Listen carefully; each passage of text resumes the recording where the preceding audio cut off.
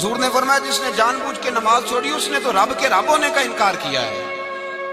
آپ تو جھٹائی کے ساتھ کھڑے ہیں، نہیں میں نے پڑھنی، بہانا ہے۔ تو نہ سمجھا کر کہ میں نماز نہیں پڑھتا تو پھر بھی مالدار ہوں، میں مسجد نہیں جاتا تو پھر بھی میں جائیداد والا ہوں، میں کچھ بھی نہیں، میں نہیں سجدہ کرتا تو پھر بھی میرے بڑے بارے نے آ رہے ہیں۔ ملا رومی رحمت اللہ علیہ فرماتے ہیں مالک سزا دیتا ہے، اللہ سزا دیتا ہے، سزا۔ حضور کیا؟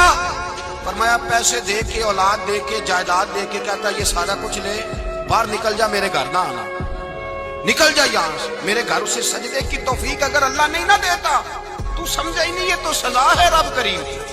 اس نے تجھے سارا کچھ دے کے اپنے گھر سے نکال دیا کہ نکل جا، نکل جا، کوئی شے نہیں، اور جسے کچھ بھی نہیں دیا۔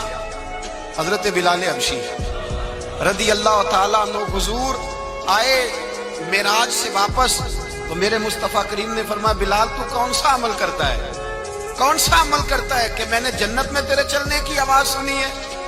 تو حضرت بلال حبشی رضی اللہ تعالیٰ عنہ رو پڑے، کہنے لگے محبوبہ میرا کوئی عمل آپ کی آنکھوں سے اوجھل تو ہے نہیں حضور، بس ایک میرے اندر ہے بات جو میں نے پکی کی ہوئی ہے۔ محبوب نے فرمایا وہ کیا؟ عرض کی یا رسول اللہ میں جب بھی وضو کرتا ہوں 2 رکعت نفل ضرور پڑھتا ہوں، 2 رکعت۔